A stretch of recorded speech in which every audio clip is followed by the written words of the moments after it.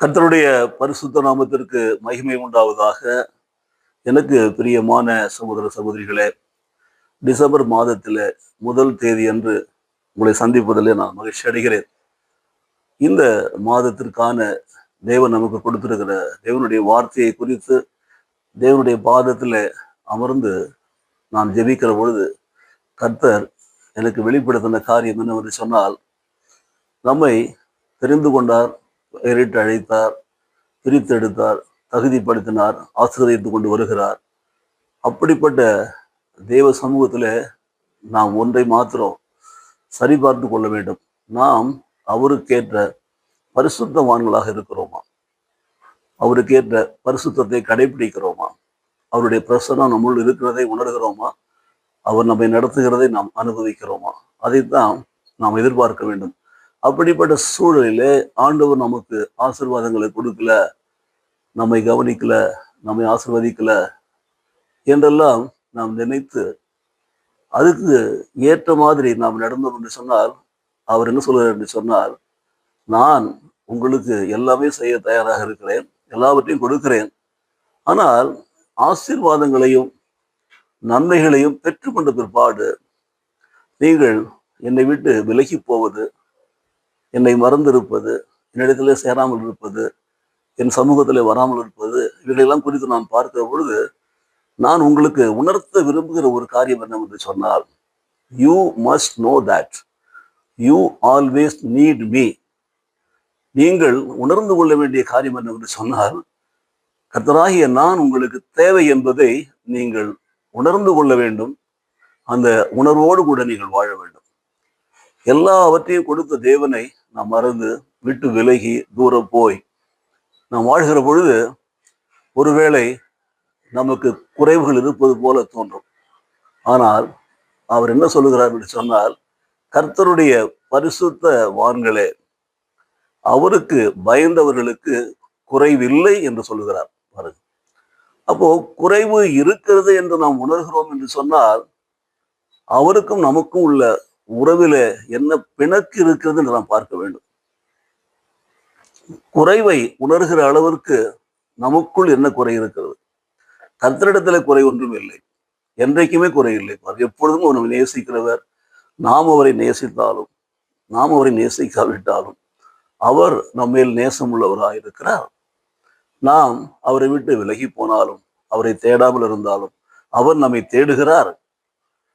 அவர் என்ன விரும்புகிறார் என்று சொன்னால், இப்படி நாம் விட்டு விலகி போகாதபடிக்கு எப்பொழுதும் அவர் நமக்கு தேவை என்பதை நாம் உணர்ந்து வாழ வேண்டும் என்றுதான் விரும்புகிறார். அதற்காகத்தான் இந்த டிசம்பர் மாதத்தில் 2025 வருடத்தை கூட கொடுத்தார்.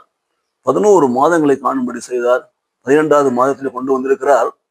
டிசம்பர் மாதத்துல அவர் நமக்கு உணர்த்துகிற காரியம் என்று சொன்னால், you must know that you need me. நீங்கள் அதை உணர்ந்த வேண்டும். நான் உங்களுக்கு தேவை என்பதை நீங்கள் ஒரு நாளும் மறந்துவிடக்கூடாது. என்னுடைய பிரசன்னத்தையும் என்னுடைய ஆசீர்வாதத்தையும் என்னுடைய வழிநடத்தலையும் நீங்கள் விரும்புகிறவர்களாக இருந்தால், எனக்கேற்ற பரிசுத்தத்திலே நீங்கள் வாழ வேண்டும். எனக்கு பயப்படுகிற பயமுடையவர்களாக இருக்க வேண்டும். என் மேல் உங்களுடைய நம்பிக்கை வைக்க வேண்டும். இதைத்தான் இன்றைக்கு உணர்த்துகிறார். ஆகவே மாதத்தின் முதல் நாளிலே கர்த்தருடைய சமூகத்தில் கூடி வந்திருக்கிற எனக்கு அருமையான சகோதர சகோதரிகளே, இந்த மாதத்திற்கான வாக்குத்தத்தம் என்று எடுத்துக்கொண்டாலும் சரி, இந்த மாதத்திற்காக தேவனுடைய வார்த்தை என்று எடுத்துக்கொண்டாலும் சரி, ஒரு சிலர் சொல்லுகிறதை போல ஒரு குறிப்பிட்ட வசனத்தையோ ஒரு காரியத்தையோ பிடித்து கொண்டு நாம் இருக்கக்கூடாது, நாம் வேதம் முழுவதும் கடைபிடிக்க வேண்டும் என்று சொல்லுகிற அப்படிப்பட்ட மகா பரிசுத்தவான்களுடைய வார்த்தையின்படி நடந்தாலும் சரி, நாம் தேவனுடைய வார்த்தையின்படி நடக்கணும். தேவனுடைய வார்த்தைக்கு கீழ்ப்படிய வேண்டும். தேவனுடைய வார்த்தையிலே நிலைத்திருக்க வேண்டும். அதுதான் விரும்புகிற காரியம். ஆகவே தான் பரிசுத்தம் இல்லாமல் ஒருவனும் தேவனை தரிசிக்க முடியாது என்று சொல்லி வேதம் தெளிவாய் சொல்லுகிறது. நான் பரிசுத்தர், ஆகையால் நீங்கள் பரிசுத்தராய் இருங்கள் என்று சொல்லி வேதத்தில் சொல்லப்பட்டிருக்கிறது.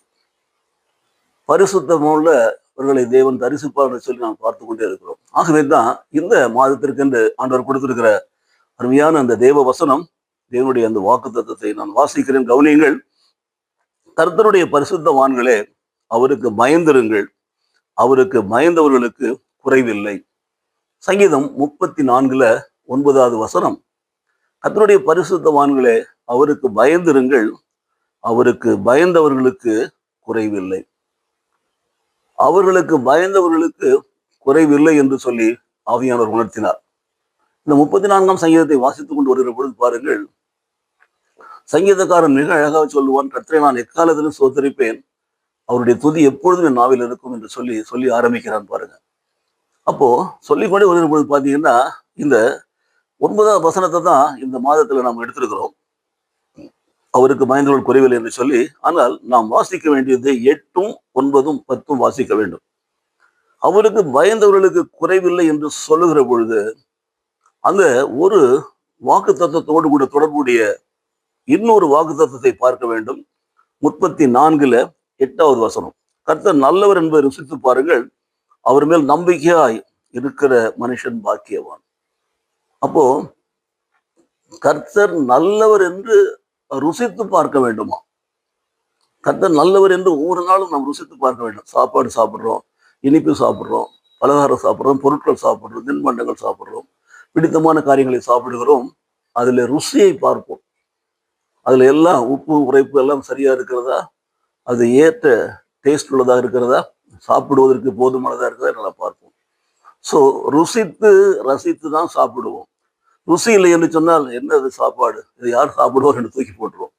ஆனால் ஆண்டவருடைய வசனத்தை பாருங்க, நீங்கள் ஆராதிக்கிற கர்த்தர் நல்லவர் என்று நீங்கள் ருசித்து பார்க்கணும். ஏதோ ஒரு நாள் அல்ல, ஒரு நாள் ரட்சிக்கப்பட்டோம், ஒரு நாள் பாவங்களை அறிக்கை செய்தோம், ஆகினால அன்றைக்கு கர்த்தர் நல்லவராக இருந்தார், இன்றைக்கு நல்லவராக இல்லை என்று நினைக்க கூடாது. ஆண்டவரை நாம் ஏற்றுக்கொண்ட பிற்பாடு அவர் உள்ளத்துல வந்து வாசமா இருக்கிற பொழுது அவரோடு ஒவ்வொரு நாளும் உறவாட வேண்டும், அவரோடு தொடர்பு வைத்துக் கொள்ள வேண்டும், அவருடைய பார்வையிலே இருக்க வேண்டும், அவர் நம்மை நடத்த வேண்டும். பாருங்க, அப்போ 8 சொல்கிறது பாருங்கள், கர்த்தர் நல்லவர் என்பதை ருசித்து பாருங்கள், அவர் மேல் நம்பிக்கையா இருக்கிற மனுஷன் பாக்கியவான். சோ அவர் மேல் நம்பிக்கையா இருக்கிறவன் 34 8. இது நமக்கு கொடுக்கப்பட்ட 34வது அதிகாரத்தில் 9ஆம் வசனத்திற்கு முந்தின வசனமா இருக்கிறது. சரி, இப்போ 9ஆம் வசனத்துக்கு பிந்தின வசனத்தை வாசிக்கிற போது பாருங்கள், சிங்க குட்டிகள் தாட்சி அடைந்து பட்டினியா இருக்கும், கர்த்தரை தேடுகளுக்கோ ஒரு நன்மையும் குறைவுபடாது. இப்போ 3 விதமான ஒரு செயல்பாடுகளை, விசுவாச கோட்பாடுகளை இந்த 3 வசனங்களும் நமக்கு சொல்லுகிறது பாருங்க. சங்கீதம் 34ல் 8ம் 9ம் 10ம் நான் வாசிக்கிற பொழுது, எனக்கு பிரியமான சகோதரன் சகோதரியே, 8வது வசனம் சொல்லுகிறது, கர்த்தர் மேல் நம்பிக்கையா இருக்கிற மனுஷன் பாக்கியவான். கர்த்தர் மேல் நம்பிக்கை 1. 9ஆம் வசனம் சொல்கிறது, கர்த்தருக்கு பயந்து இருக்கிறவர்களுக்கு குறைவில்லை. கர்த்தருக்கு பயப்படுற பயம் 2. 3வது சொல்லு 10வது வசனம் சொல்கிறது பாருங்கள், கர்த்தரை தேடுகளுக்கோ ஒரு நன்மையும் குறைவுபடாது. இந்த 3 காரியங்களை இந்த செய்தியினுடைய முன்னுரையாக நான் உங்களுக்கு சொல்கிறேன். This is the introductory part of the message. So இதுதான் இந்த வாக்குத்தத்த செய்தியினுடைய முன்னுரை. ஸோ 3 காரியங்கள் தேவன் சொல்லுகிறார், கர்த்தர் மேல் நம்பிக்கையா இருங்கள், கர்த்தர் மேல் நம்பிக்கையா இருக்கிறவர்கள் பாக்கியவான்கள். கர்த்தருக்கு பயந்திருங்கள், கர்த்தருக்கு பயந்தவர்களுக்கு ஒரு குறையும் இல்லை. கர்த்தரை தேடுங்கள், கர்த்தரை தேடுவர்களுக்கு ஒரு நன்மையும் குறைவுபடுவதில்லை. பாருங்க, சோ கர்த்தர் நல்லவர் என்று நாம் ருசித்து பார்க்கிறோம் என்பதோடு நிறுத்தாமல் அந்த வசனத்துல அடுத்து சொல்றார் பாருங்க, அவர் மேல் நம்பிக்கையா இருக்கிற மனுஷன் பாக்கியவான். ஒரு விசுவாசிக்கு, ஆண்டவராய் இயேசு கிறிஸ்து சொந்த ரட்சகராய் ஏற்றுக்கொண்ட ஒரு விசுவாசிக்கு, பெயர் கிறிஸ்தவர்களை குறித்து நான் சொல்லவே இல்லை, தங்களை விசுவாசிகள் சொல்லிக் கொள்கிற ஆவிக்குரிய கிறிஸ்துவர்களை பற்றி நான் சொல்கிறேன். அதாவது வசனத்தை ஏற்றுக்கொண்டு, வேத வசனத்தை ஏற்றுக்கொண்டு பாவங்களை அறிக்கை செய்து மூழ்கி ஞானஸ்தானம் எடுத்து கர்த்தருடைய சபையில அங்கத்தினராய் சபையிலே பந்தியிலே பங்கேற்று கர்த்தருடைய வசனத்தை அனுதினமும் வாசித்து தியானித்து ஜெபிக்கிற பரிசுத்தவான்களே அவர்கள் தான் அழைக்கிறார் ஆண்டவர். இவர்கள் தான் கர்த்தருடைய பரிசுத்தவான்கள். சோ இந்த கர்த்தருடைய பரிசுத்தவான்களை அழைக்கிற பொழுது பாருங்கள், கர்த்தர் மேல் நம்பிக்கையா இருக்கணும். நம்பிக்கையா இருக்கிற பொழுது அவர்கள் ஆசீர்வதிக்கப்பட்டவர்கள். கர்த்தருக்கு பயந்து இருக்கணும். பயந்து இருக்கிறதுனால குறைவே இல்லை, ஒரு குறைவும் இல்லை. கர்த்தரை தேடுவர்களாக இருக்க வேண்டும், ஒரு நன்மையும் குறைவுபடாது. இந்த ஒரு முன்னுரையோடு கூட தொடங்குகிற பொழுது பாருங்கள், சில வேத வசனங்களை சங்கீத புஸ்தகத்திலிருந்தும் சில வேத வசனங்களை நீதிமொழி புஸ்தகத்திலிருந்து உங்களுக்கு வாசித்து சொல்லுகிறேன். ஆனால் நம்முடைய பயம் எப்படிப்பட்டதா இருக்கிறது என்று சொல்லி வேதத்திலிருந்து ஒரு 3 பகுதிகளை வாசித்து அந்த 3 பகுதியிலே அவர்களெல்லாம் கர்த்தருடைய பயந்த பயத்தை தங்கள் வாழ்க்கையில எப்படி வெளிப்படுத்தினார் என்பதை நாம் கற்றுக்கொண்டு நம்முடைய வாழ்க்கையில் நாம் கர்த்தருக்கு பயந்திருக்கிறோம் என்று சொல்வது மாத்திரம் இல்லாமல் எப்படிப்பட்ட பயத்தோடு நம்முடைய அன்றாட வாழ்க்கை, நம்முடைய குடும்ப வாழ்க்கை, நம்முடைய தொழில் வாழ்க்கை, நம்முடைய சபை வாழ்க்கை, நம்முடைய விசுவாச வாழ்க்கை இருக்கிறது என்பதை நாம் ஆராய்ந்து நம்மை சரிப்படுத்தி கொள்ளணும் என்று சொன்னால், இந்த பிறக்க போகிற புது வருடத்துல கர்த்தர் நம்மை ஆசீர்வதித்து பெருக பண்ணுவார். கர்த்தருடைய ஆசீர்வாதம் உங்களோடு கூட இருக்கும்படியாக நாம் தொடர்ந்து இந்த வார்த்தைகளை கேட்போம். கர்த்தர் உங்களை ஆசீர்வதிப்பாராக. அல்லேலூயா. சங்கீத புஸ்தகத்திலே முதலாவது வாசிக்கிறோம் பாருங்க, கர்த்தருக்கு பயந்து இருக்கிறதை குறித்த சில காரியங்களை நாம் பார்க்க போகிறோம் பாருங்க. 1 சங்கீதம் 19:9 வசனம் இப்படியாய் சொல்லுகிறது, கர்த்தருக்கு பயப்படுகிற பயம் சுத்தமும் என்றைக்கும் நிலைக்கிறதுமா இருக்கிறது, கர்த்தருடைய நியாயங்கள் உண்மையும் அவைகள் அனைத்தும் நீதியுமா இருக்கிறது. இப்ப 2 விதமான காரியங்களை சொல்லுகிறது பாருங்கள். சங்கீதம் 19:9 வசனம். முதலாவதாக கர்த்தருக்கு பயப்படுகிற அந்த பயமானது சுத்தமும் என்றைக்கும் நிலைக்கிறதுமா இருக்கிறது. சுத்தம் என்கிற இடத்துல பாருங்க, பரிசுத்தம் என்று போட்டுக்கொள்ளும். ஏனென்றால் தேவன் பரிசுத்தர், தேவன் விரும்புகிறது பரிசுத்தம். அவர் நம்மை பரிசுத்தப்படுத்தியிருக்கிறார், தம்முடைய குமாரனுடைய இரத்தத்தினாலே கழுவி சுத்திகரித்திருக்கிறார். ஆகவே சுத்தம் என்பது பரிசுத்தமும், அந்த பரிசுத்தம் என்றைக்கும் நிலைக்கிறதுமா இருக்கணும். என்றென்றைக்கும் கர்த்தருடைய பரிசுத்தமானங்களா தான் வாழணும். ரட்சிக்கப்பட்டது ஒரு நாள், பிற்பாடு அதை மறந்துட்டு உலக பிரகாரமான வாழ்க்கையில போகக்கூடாது. நாம கடைசி மூச்சு வரையிலே அந்த பரிசுத்தத்தை காத்துக்கொள்ள வேண்டும். பாரம்பரிய திருச்சபையில குழந்தைகளுக்கு ஞானஸ்தானம் கொடுக்கிற பொழுது அவர்கள் அந்த ஞானஸ்தான தொட்டியிலே குழந்தையை வைத்து அவர் சொல்லிக் கொண்டு வர காரியத்துல ஒன்று பார்த்தீங்கன்னா, ஒரு வெள்ளை ஆடையை கையில கொடுத்து, இதை காத்துக்கொள்ளு, வருஷத்தை காத்துக்கொள், பரலோகத்துக்கு போகிற வரையில காத்துக்கொள், இந்த வெண்மை ஆடை இருக்கிற பரிசுத்தோடு கூட நீ பரலோகத்துக்கு வர வேண்டும். குழந்தை 16 நாள் குழந்தைக்கு ஞானஸ்தானம் கொடுக்கும்போது சொல்லுவாங்க, அந்த குழந்தை வளர்ந்து வாழ்ந்து அனுபவித்து எல்லாத்தையும் அவர் மடித்த பிற்பாடு பரலோகத்துக்கு போகிறாருல்ல, போகும்பொழுது அந்த வெண்மை நிற ஆடை அந்த பரிசுத்தத்தை எடுத்துக்கொண்டு பரலோகத்துக்கு போக வேண்டுமா. ஸோ பரிசுத்தம் என்றைக்கும் நிலைத்திருக்க வேண்டும். Not only for 1 day, not for 1 week, not for 1 month, not only in a particular church. யாராவது பரிசுத்தை பற்றி சபையில சொல்லிட்டாங்கன்னா, தொழில் சுத்தத்தை பற்றி சொல்லிட்டாங்கன்னா உடனே சபையை மாத்திக்கிறோம், பரிசுத்தம் வராது. பார்த்தீங்களா? we don't want to get into the holiness. மாறாக we want to change our church. எப்படி பரிசுத்தம் இருக்கும் பாருங்க, இடம் மாறுவதனால கிடையாது. பாருங்க, இன்னைக்கு நிறைய பேர் ஆராதனை கூடத்தை கூட மாற்றிக் கொள்கிறார்கள் தங்களுடைய சௌகரியத்துக்கு ஏற்றது போல. அது பரிசுத்தத்திற்கு வழிகாட்டாது. அந்த பரிசுத்தமானது என்றைக்கும் நிலைக்கிறதுமா இருக்க வேண்டும். என்னதனால வருகிறது? அது கர்த்தருக்கு பயப்படுவதனாலே வருகிறது. ஸோ பரிசுத்தம் எப்படி வருகிறது? கர்த்தருக்கு பயப்படுவதனாலே வருகிறது. பரிசுத்தம் எப்படி நிலைத்திருக்கிறது? கர்த்தருக்கு பயந்து நடப்பதனாலே. கர்த்தருக்கு பயந்து அவர் வழிகளில் நடக்கிற மனுஷன் எவனோ அவன் பாக்கியவான். உன் கைகளின் பிரயாசத்தை நீ சாப்பிடுவாய், உனக்கு பாக்கியம் நன்மை உண்டாயிருக்கும். கர்த்தருக்கு பயந்து அவர்களில் நடக்கிற மனுஷன், இதோ கர்த்தருக்கு பயப்படுற மனுஷன் விதமாய் ஆசீர்வதிக்கப்படுவான். கர்த்தர் உன்னை சீயோனில் ஆசீர்வதிப்பார். நீ வாழும் நாளெல்லாம் எருசலேமின் வாழ்வை காண்பாய். நீ உன் பிள்ளைகளையும் உன் பிள்ளைகளின் பிள்ளைகளுக்கு உண்டாகும் சமாதானத்தை காண்பாய். அதுதான் நிலைத்திருக்கிறது. Not by changing the place of worship, not by changing the church. Don't think that you will be holy in front of the Lord. கர்த்தருக்கு ஏற்ற பரிசுத்தம் உனக்குள் இருக்கவே இருக்காது. ஏனென்றால் கர்த்தருக்கு பயப்படுற பயம் உனக்கு கிடையாது. எப்படி வாழ்ந்தால் என்ன, எப்படி போனால் என்ன, பணம் இருக்கணும், சந்தோஷமா இருக்கணும், சௌரியமா இருக்கணும், அனுபவிக்கணும். இது உலகத்தின் தேவனால் வரக்கூடிய ஆசீர்வாதங்கள். அதனால்தான் ஆண்டவர் சொன்னார், உலகத்தில் இருக்கும் அவனை காட்டிலும் உங்களில் இருக்கிற பெரியவர் என்று சொன்னார். பாருங்கள், கர்த்தருடைய நியாயங்கள் உண்மையும் அவைகள் அனைத்தும் நீதியுமா இருக்கிறது. கர்த்தருடைய நியாயங்கள் எங்குமே மாறாது, காலத்தாலே மாறாது, இடத்தாலே மாறாது, சபை லேபிள்ல மாறாது. மாறாக அது என்றைக்கும் நிலைத்திருக்கும். அதுதான் நீதியுமா இருக்கும். ஸோ நீதி உள்ளவன் இன்னும் நீதி செய்யட்டும் என்று சொல்லித்தான் பரிசுத்த வேதாகமத்திலே கடைசி புத்தகத்திலே வாசிக்கிறோம். பரிசுத்தமும் இன்னும் பரிசுத்தம் ஆகட்டும் என்று சொல்லப்பட்டிருக்கிறது பாருங்கள். பரிசுத்தமாய் வாழ முடியலன்னு சொன்னா நாம் கர்த்தருடைய பயந்து நடக்கலன்னு அர்த்தம். கர்த்தருடைய கற்பனை நடக்கலன்னு அர்த்தம். ஒன்று. இரண்டாவது வசனம் பாருங்க, சங்கீதம் 27:1 சொல்லுகிறது, கர்த்தர் என் வெளிச்சமும் என் ரட்சிப்பும் ஆனவர், யாருக்கு நான் பயப்படுவேன்? கர்த்தர் என் ஜீவனின் பலனானவர், யாருக்கு நான் அஞ்சுவேன்? கர்த்தருக்கு அஞ்சுகிறவர்கள், கர்த்தருக்கு பயப்படுகிறவர்கள் பார்த்தீங்கன்னா நிச்சயமாகவே வெளிச்சத்தின் பிள்ளைகளா இருப்பார்கள், ரட்சிக்கப்பட்ட பிள்ளைகளா இருப்பார்கள். நிச்சயமாகவே அவருடைய ஜீவனை, நித்திய ஜீவனை பெற்றவர்களாய் இருப்பார்கள். கர்த்தர் தான் அவர்களுக்கு பலனாய் இருப்பார். அப்ப யாருக்கு அஞ்சணும்? உலக மனுஷனுக்கா? உலகத்தில் இருக்கிற மனுஷர்களுக்கு அஞ்ச வேண்டும், சொந்தங்களுக்கு அஞ்ச வேண்டும், பந்தங்களுக்கு அஞ்ச வேண்டும், உறவுகளுக்காக அஞ்ச வேண்டும்? கர்த்தருக்கு தான் பயப்பட வேண்டும். கர்த்தருக்கு பயப்படுகிற மனுஷனுடைய வாழ்க்கையிலே வெளிச்சம் இருக்கும்.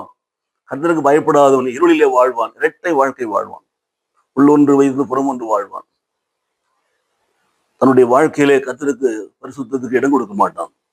ஆகினால கர்த்தருக்கு பயப்படுவார். மூன்றாவது பாருங்கள், பூமி எல்லாம் கர்த்தருக்கு பயப்படுவதாக, உலகத்தில் உள்ள குடிகள் எல்லாம் அஞ்சி இருப்பதாக. ஏனென்றால் அவர் சொல்ல ஆகும், அவர் கட்டளையிட நிற்கும். இதுதான் மிக முக்கியம். ஏன் நாம் பரிசுத்தமாய் வாழணும்? ஏன் நாம் கர்த்தருக்கு பயந்து நடக்கணும்? ஏன் நாம் கர்த்தர் மேல் நம்பிக்கை உள்ளவர்களா இருக்கணும்? ஏன் நான் கர்த்தரை தேர்வலா இருக்க வேண்டும்? ஏன் நாம் கர்த்தருக்கு அஞ்சுகிறவர்களா இருக்க வேண்டும்? யோசித்து பாருங்களா? அவர் சொல்ல ஆகும், அவர் கட்டளையிட நிற்கும். அவராலே என்று இந்த உலகத்தில் ஒரு அணு கூட அசைவதே கிடையாது. அதை விசுவாசிக்கிறோமா? அந்த தேவனுக்கு பயந்தவர்களா இருந்தா நாம் அதை விசுவாசிப்போம் அல்லவா? அவர் சொல்ல ஆகும், அவர் கட்டளையிட நிற்கும். இதுதான் கர்த்தருக்கு பயப்படுற பயம் கொண்டு வரக்கூடிய ஆசீர்வாதம். நமக்கென்று கர்த்தர் நியமித்திருக்கிற அந்த விசுவாச ஓட்டத்திலே நாம் ஓடுகிற பொழுது அவர் நமக்கென்று முன்குறித்து வைத்திருக்கிற எல்லா ஆசீர்வாதங்களையும் நமக்கு கொடுப்பார், எல்லாவற்றையும் நமக்கு கொடுப்பார். அவராலே செய்யக்கூடாத அதிசயமான காரியம் ஒன்றுமே இல்லை. நாம் விசுவாசிக்க வேண்டிய காரியம் என்ன?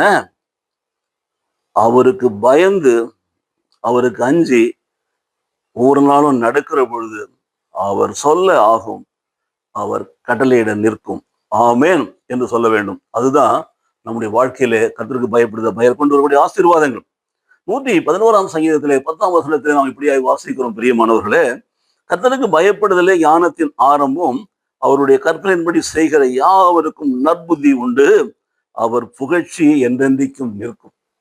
கர்த்தர் தான் நம்மை புகழப்படும்படி செய்கிறார். கர்த்தர் நமக்கு புகழ்ச்சியை கொடுக்கிறார். எப்ப கொடுக்கிறார்? அவருக்கு பயந்து நடக்கிற பொழுது. எப்ப கொடுக்கிறார்? அவருக்கு பயந்து நடக்கிற பொழுது நமக்கு ஞானத்தை கொடுக்கிறார். ஞானம் தேவனுடைய வல்லமையை அறிகிறது, தேவனுடைய சத்துவத்தை அறிகிறது. அந்த ஞானம் நமக்கு என்ன கொடுக்கிறது? அவருடைய கற்பனைப்படி நடக்கிற பலனை கொடுக்கிறது. அவருடைய கட்டளைப்படி நடக்கிற பொழுது பாருங்க, அது நமக்கு புகழ்ச்சியை கொண்டு வருகிறது. பாருங்க, ஆண்டவரை ஏற்றுக்கொள்ளாத பொழுது, ஏற்றுக்கொள்ளாமல் வாழ்ந்த காலத்துல நம்மை குறித்து யாருக்குமே தெரியாது. என்னை பொறுத்தவரையும் என்னுடைய வாழ்க்கையில நான் அனுபவித்த ஒரு காரியம்தான். நம்ம எவ்வளவுதான் பெரிய ஆட்களா இருந்தாலும், வசதி படைத்தவர்களா இருந்தாலும், பணம் படைத்தவர்களா இருந்தாலும், ஒரு குறிப்பிட்ட எல்லைக்கு மாத்திரம்தான் தெரியும், குறிப்பிட்ட மக்களுக்கு மாத்திரம்தான் தெரியும், ஒரு குறிப்பிட்ட ஊர்ல மாத்திரம்தான் தெரியும். ஆனால் பாருங்க, கர்த்தருக்கு பயந்து, கர்த்தருடைய கட்டளையின்படி நடந்து, கர்த்தருக்கு ஊழியம் செய்கிற பொழுது, கர்த்தருக்கு ஊழியம் செய்கிற பொழுது இந்த ஊழியக்காரனை உலகமே அறியும், எல்லாரும் அறிவார்கள். நம்மை குறித்து கேள்விப்படாதவர்கள் அறியாத உலகத்தில் எங்கேயுமே கிடையாது. கர்த்தர் நம்மை உயர்த்துகிறார் பாருங்க, அந்த புகழ்ச்சி தான் நிலைக்கும். கர்த்தர் உயர்த்தணும். ஓ, அவரா, அந்த ஊழியக்காரரா, அந்த நற்செய்தியாளரா, அந்த பிரசங்கியாரா, அவர் இப்படிலாம் சொன்னாரா சொல்லி. அப்போ கடந்த 40 ஆண்டுகளிலே நம்முடைய ஊழியர்களிலே அநேகருக்கு அநேக காரியங்களை செய்திருக்கிறோம், சொல்லியிருக்கிறோம். அநேகர் ஆசிர்வதிக்கப்பட்டிருக்கிறார், அநேகர் இன்னைக்கு நல்லா இருக்கிறார்கள். அவருடைய உள்ளத்துல ஒரு மூலையிலையாவது இருக்கும், அந்த சகோதரன் அன்றைக்கு சொன்ன அந்த வார்த்தை இன்றைக்கு என் வாழ்க்கையில என்னை இப்படியாய் வைத்திருக்கிறது, கர்த்தருக்கு ஸ்தோத்திரம் என்று சொல்வார்கள். இந்த புகழ்ச்சியை கர்த்தர் கொடுக்க வேண்டும். அப்ப என்ன சொல்லப்பட்டிருக்கிறது? கர்த்தருக்கு பயப்படுதல் தான் அந்த ஞானத்தை கொடுக்கிறது. ஒரு நல்ல ஆலோசனை கொடுப்பதற்கு கர்த்தர் தான் ஞானத்தை கொடுக்கிறார். ஆலோசனை கேட்காதவர்கள் நீங்க பாத்தீங்கன்னா கஷ்டப்பட்டு கொண்டேதான் இருப்பார்கள். ஆலோசனையை கேட்டவர்கள் விட வேண்டிய காரியங்களை விட்டொழித்து பிடித்துக் கொள்ள வேண்டிய காரியங்களை பிடித்துக் கொள்கிற பொழுது கர்த்தருடைய ஆசீர்வாதம் கூடவே இருக்கிறது பாருங்கள். அவர்கள் நற்புத்தி உடையவர்களாக இருப்பார்கள், அவருடைய செய்யும் தொழிலை ஆசீர்வதிப்பார், அவருடைய வருமானத்தை பெருக செய்வார், அவர்களுடைய சமுதாயத்தில் உயர்த்துவார். அவருடைய உயர்த்துவதற்கு காரணம் அவர் கேட்ட கர்த்தருடைய வார்த்தை, அவர் நடந்த கர்த்தருக்கு பயந்து நடந்த வாழ்க்கை. அதுதான் ஞானத்தை கொடுத்தது. அது அவனை உயர்த்துகிறது. கர்த்தர் உயர்த்தாவிடில் எந்த ஒரு மனுஷனையும் நாம் உயர்த்தவே முடியாது. நம்மை நாமே சொல்லி கொண்டிருந்தோம்னா ஒன்றுமே நடக்காது. கர்த்தர் புகழ்கிற மனுஷன்தான் பாக்கியவான். அல்லேலூயா. 112ஆம் சங்கீதத்தில் வாசிக்கிறோம், அல்லேலூயா, கர்த்தருக்கு பயந்து அவருடைய கட்டளையின்படி எல்லாம் பிரியமா இருந்து நடக்கிற மனுஷன் பாக்கியவான். 112:1 128:1 சேர்ந்து வாசிக்க வேண்டிய வசனங்கள் பாருங்க. சோ கர்த்தருக்கு பயந்து அவருடைய கட்டளையின்படி பிரியமா இருக்கிற மனுஷன் பாக்கியவான். கர்த்தருக்கு பயந்து ஆரம்பித்தார் 34:9. கர்த்தருடைய பரிசுத்தவான்களே அவருக்கு பயந்திருங்கள். அவருக்கு பயந்தவர்களுக்கு குறைவில்லை. ஏன்? பரிசுத்தவான்களே என்று அழைக்கிற பொழுதே கர்த்தருக்கு பயப்படுறீங்களா? நீங்கள் பாக்கியவான்கள். என்ன பாக்கியவான்கள்? You are a blessed man. நீ ஆசீர்வதிக்கப்பட்ட மனுஷன், ஆசீர்வாதிக்கப்பட்ட மனுஷன் என்பதை வேதம் உணர்த்தி கொண்டே இருக்கிறது. கர்த்தருக்கு பயப்படுற மனுஷன்ட்ட அன்றைய வார்த்தை சொல்லினே இருக்கிறது, நீ பாக்கியவான். அப்பா, நீ ஆசீர்வதிக்கப்பட்டவன், நீ பிரித்து எடுக்கப்பட்டவன். கர்த்தர் உன்னை நினைத்திருக்கிறார், கர்த்தர் உன்னை ஆசீர்வதித்திருக்கிறார், கர்த்தருடைய ஆசீர்வாதம் என்னன்னு உங்களோடு இருக்கிறது. இதெல்லாம் சொல்லிக்கொண்டே இருக்கும் நம்முடைய காதிலே பரிசுத்த ஆவியானவர். 118:4 வாசிக்கிறோம், அவர் கிருபை என்றும் உள்ளது, கர்த்தருக்கு பயப்படுவர்கள் அவர் கிருபை என்றும் உள்ளது என்று சொல்வார்களா என்று சொல்லப்பட்டிருக்கிறது. யாருக்கு கிருபை? கர்த்தருக்கு பயப்படுவர்களுக்கு கிருபை. யாருக்கு கிருபை என்று சொல்லி பார்த்தீங்கன்னா, கர்த்தருக்கு பயப்படுவர்களுக்கு. தகுதி இல்லாதவர்களுக்கு கிருபை, கர்த்தருக்கு பயப்படுவர்களுக்கு. ஏன்? தன்னுடைய தகுதியை குறித்து மேட்டுவி பாராட்ட மாட்டான். நான் படித்தேன், நான் சம்பாதிச்சேன், நான் கட்டினேன், நான் வாங்கினேன். இல்லை, தேவனால தான் எல்லாம் எனக்கு வந்தது. எனக்கு ஒரு தகுதியுமே கிடையாது. தேவன் என்னை தெரிந்து கொண்டார், என்னை பெயரிட்டு அழைத்தார், என்னை பிரித்தெடுத்தார், என்னை தகுதிப்படுத்தினார். தகுதி இல்லாத எனக்கு கிருபையை கொடுத்தார். ஆகவே நான் பாக்கியவான். வசனத்தை வாசியுங்கள். 128:1 நான் பாக்கியவான். கர்த்தருக்கு பயந்து நடக்கிற மனுஷன் பாக்கியவான். யார் பாக்கியவான்? கர்த்தருக்கு பயந்து நடக்கிறவன். யார் கிருபையை பெற்றுக் கொள்ளுவன்? கர்த்தருக்கு பயந்து நடக்கிறவன். யார் ஆசீர்வதிக்கப்பட்டவன்? கர்த்தருக்கு பயந்தவன். யார் நன்மைகளை பெற்றுக் கொள்வான்? கர்த்தருக்கு பயந்தவன். பார்த்தீங்களா? கர்த்தருக்கு பயந்தவனை ஒரு நாளும் கர்த்தர் கை விடவே மாட்டார். 145:19 வசனத்தில் வாசிக்கிறோம், அவர் தமக்கு பயந்தவருடைய விருப்பத்தின்படி செய்து அவர் கூப்பிடுதலை கேட்டு அவரை ரட்சிக்கிறார். பயந்தவருடைய விருப்பம் என்ன? நான் கர்த்தருக்கு பயந்து நடக்கிறேனா? ஆண்டவர் என்னுடைய விருப்பங்களை நிறைவேற்றுகிறார், என்னுடைய யோசனைகளை நிறைவேற்றுகிறார், என்னுடைய திட்டங்களை நிறைவேற்றுகிறார், என்னுடைய ஆலோசனைகளை நிறைவேற்றுகிறார். நான் என்ன செய்ய வேண்டும் நினைக்கிறேனோ அதை எனக்காக செய்து முடிக்கிறார். பார்த்தீங்களா? கர்த்தருக்கு பயந்ததுனாலே. அடுத்தது, அவர் விருப்பத்தின்படி நடக்கிறதுனால அவர் என்னை ரட்சிக்கிறார். ரட்சிப்பு என்பது ஒரு நாள் மாத்திரம் இல்லை, தினந்தரம் ரட்சிப்பு தான். ரட்சித்து கொண்டே இருக்கிறார். டெய்லி என்னுடைய ரட்சிப்பின் அனுபவத்தை கொடுக்கிறார். பாருங்க, கடைசியாக பாருங்க, 147:11 பாருங்க, தமக்கு பயந்து தமது கிருபைக்கு காத்திருக்கும் மேலே கர்த்தர் பிரியமா இருக்கிறார். பாருங்க, நம்மை கிருபை உள்ளவனாய் மாற்றுகிறார், கிருபை உள்ளவனாய் மாற்றுகிறார், நம்மை பாக்கியவானாய் மாற்றுகிறார், நம்மை ஆசீர்வதிக்கிறார். அதோடு மாத்திரமில்ல, நம் மேல் அவர் பிரியமா இருக்கிறார். பாருங்க, நாம் அவர் மேல பிரியமா இருக்கிறோம் என்பது ஒரு புறத்தில் வைத்துக் கொள்ளுங்கள். ஆனால் நாம் ஆராதிக்கிற தேவன் நம்மை நேசிக்கிறார், நம்மேல் பிரியமா இருக்கிறார். என்னுடைய மகன், என்னுடைய மகள், இதோ என்னுடைய பிள்ளை, இந்த பிள்ளைக்கு நான் இவ்வளவோ செய்திருக்கிறேன், இந்த பிள்ளையை நான் இன்னும் நடத்துவேன், நான் இன்னும் ஆசீர்வதிப்பேன். அவன் என்னை தேடுவான், என்னிடத்துல வருவான், என்னிட்ட கேட்டுட்டு தான் போய் செய்வான், என்னிட்ட சொல்லாம எதுவும் செய்யவே மாட்டான். பார்த்தீங்களா? அப்போ அப்படிப்பட்ட ஒரு மனிதனை கர்த்தர் நேசிக்கிறார். அவன் மேல் கர்த்தர் பிரியமா இருக்கிறார். நாம போய் அவரை சொல்லலாம், என் பிரியமே என் பூபதி என்று சொல்லி. ஆனால் அவர் சொல்லுகிறார், நீர் தான் என் பிரியம். ஏனென்றால் நீ என் விருப்பத்தின்படி நடக்கிறாய், நீர் என் மேல் நம்பிக்கை வைத்திருக்கிறாய், நீர் எனக்கு பயந்து நடக்கிறாய், நீர் என்னை தேடுகிறாய். ஆகவே உன்னுடைய வாழ்க்கையில நான் உண்மையில் பிரியமாய் இருக்கிறேன். நீர் எனக்கு பிரியமானது நீ செய்வதனாலே உமக்கு பிரியமானது நான் செய்வேன். உனக்கு என்ன செய்ய வேண்டும்? அப்படிதான் கேட்பார் ஆண்டவர். வழிவர பிச்சைக்காரன் கத்துறான், தாவீதின் குமாரனே இயேசுவே என்மேல் இரக்கமாயிரும் என்று சொல்லி அவனை கூப்பிடுறார். கூப்பிட்டு நான் உனக்கு என்ன செய்ய வேண்டும் என்று கேட்கிறார். அவன் சொல்றான், நான் பார்வை அடைய வேண்டும் என்று சொல்கிறான். உடனே அவனுக்கு பார்வையை கொடுத்து அனுப்புகிறார், நீ போகலாம் என்று சொல்லுகிறார் பாரு. பார்வை அடைந்தானா போகிறான். அப்போ கர்த்தரை தேடுகிறான் அவன். கர்த்தாவே, தாவீதின் குமாரனே, இயேசுவே இயேசுவே. கர்த்தர் அவனுக்கு சுகம் கொடுக்கிறார், கண் பார்வையை கொடுக்கிறார். அவன் ஆசீர்வதிக்கப்பட்ட மகனாய் போகிறான். அப்போ இன்றைக்கு நாம 3 காரியங்களை சொன்னோம். தொடக்கத்துல சொன்ன, திரும்பி நினைச்சு பாருங்க. கர்த்தர் நல்லவர் என்று ருசித்து பாருங்கள். அவர்கள் நம்பிக்கையா இருக்கிற மனுஷன் பாக்கியவான். கர்த்தர் மேல் நம்பிக்கையா இருக்கிறவர்கள் பாக்கியவான்கள். கர்த்தருடைய பரிசுத்தவான்களே, அவருக்கு பயந்திருங்கள். அவருக்கு பயந்தவர்களுக்கு குறைவில்லை. கர்த்தருக்கு பயந்தவர்களுக்கு குறைவே இல்லை. கர்த்தரை தேடுவர்களுக்கோ ஒரு நன்மை குறைவுபடாது.